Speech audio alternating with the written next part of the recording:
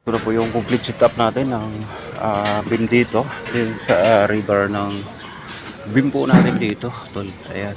Meron itong sukat na 30 by 50 na sukat po natin sa beam dito. Ito part ng likod. Okay. Fourth floor po ito. Ay mapapansin natin yung setup ng extra bar po natin. Naka-over 4 po yan. Okay, meron tayong main bar dito na 12 pieces. Isang beam lang, no? At bukod pa dito yung mga extra bar. So meron po tayong dalawa sa mid span na extra bar at ganoon din sa right at left. So dalawa po yan.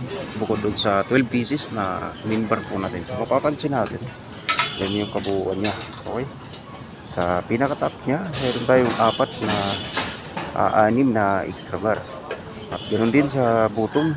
Doon sa part ng mga ilalim, mayroon po yung 6 din na main bar. At extra bar niya, left side, dalawa. At sa mid span, dalawa. Okay? So, yun yung pinaka setup po natin. Kaya mapapansin natin dito sa puro cross beam muna yung niyayari natin. Okay? Yan. Bago susunod po natin dyan yung mga perimeter beam.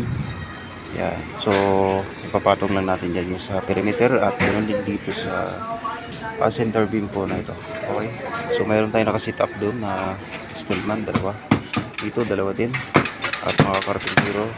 Tuloy-tuloy yung paggagawa ng mga runner. Doon sa part na yun, yun yung pinaka-elevator po natin. So, kasalukuyang pinakasahan ng mga stirrup yung shore wall po natin. So, meron po tayo nakaposting dyan ng dalawang stillman.